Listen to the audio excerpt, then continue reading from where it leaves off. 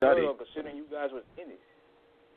Because we studied and we outworked everybody. I mean, I remember days of watching Nas and Puffy $1 Million Video with the tigers in the cage and the big white furs, and we in the studio and P like, man, look, y'all could be out there partying, you know what I'm saying, and you want $1 Million Video, cool.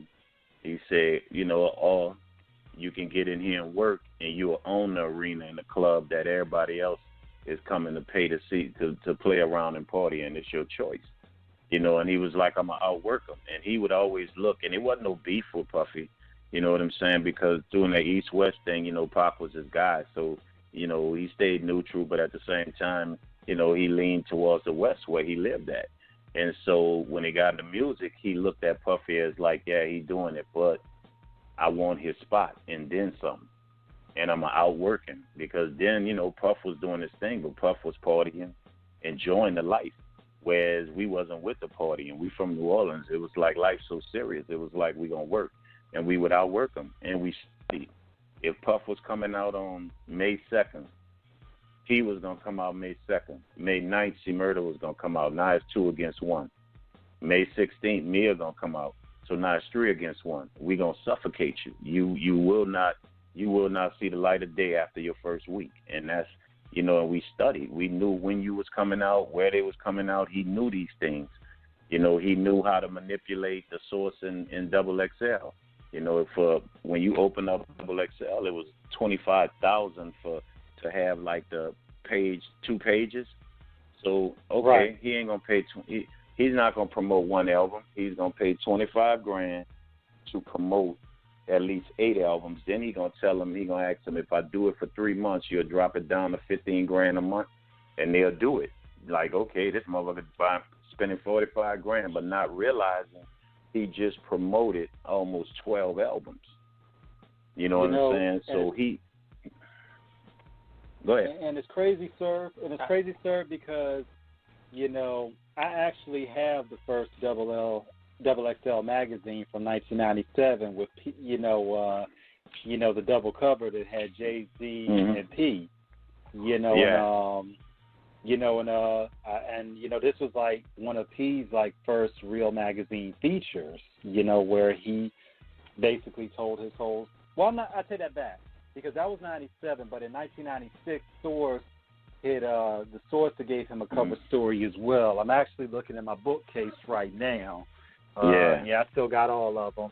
And this magazine, the one he did from 97 was back in October, 1997. It had Master P, it had the green money backdrop, and it was like, Master P, you ain't never seen loot like this. Yeah. Yeah. So this. See, back then, y'all I think the young dudes, the young dudes will never understand today, and I hate that they miss it. I mean, I like all their characters, the young dudes. Because, but you earned, you dreamed of having to be in a magazine or be on the cover. It meant so much. Yeah. It was like you worked to the point, that was like, honest to God, that was almost like I made it. Look, I got an interview, like my first interview for Double XL, and it was like, and I had, at that time, I had my house, I had cars. You know what I'm saying? And you had your pit bull. You had the pit bull in the white outfit because I remember that picture. Yeah, my baby Shiny. Yeah, and man, I wish I need to find that picture, man. I need that picture, man. Oh, you know what I'm saying? Look. Now I'm gonna shoot it. You gotta send that to me, man. I'm gonna send it to you. Yes, I will. I will. It. But nah, man, that meant more to me than all the possessions that I had. Because as a rapper back then, making it in a magazine. You know what I'm saying? That was like, I made it. They know me. It was a select few, but P was somebody, I'm telling you, man, the dude would tell us, man, go grab this on the way in, because me and C Murder and KL, and we used to always have the Source, Double XL, Murder Dog. He'll tell us, go grab the latest one, and we'll go get it, and he'll just sit there with him and look at him and look through him, but don't say anything. And then the next week, we all through the magazine.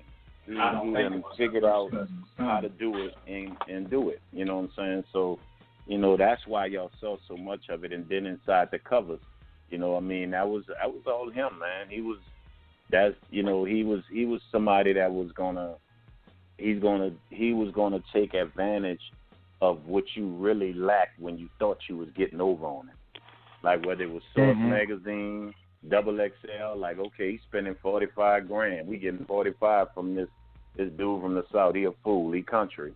No, but we promoted so much in there that made 45 million or 45,000. Now who was the fool? Now, you know what? There's a similarity with Master P. I mean, if you look at now, I know you a b-ball head. You've been watching this too. You looking at The Last Dance with Jordan and Pippen. It seems like he kind of got that same Jordan mentality type drive. Like it's competition, but I got to be better than what I'm doing, or be better than my opposition. But see, here's the difference. His drive was like that. His drive was like, I'm not gonna lose. He's exactly like Mike in that sense. I'm not gonna lose, but he also has a tad bit. He had more of a tad bit of LeBron of I'm gonna put everybody on. I'm bringing my people with me. I'm gonna put everybody on. I'm not, where Jordan, as great as he was, he degraded. He used bullying to try to make you be better. Where P was more or less like, look, get in there and do what you got to do. But if you don't come through, I'm gonna replace you with somebody else on this next song. So he used that tactic more or less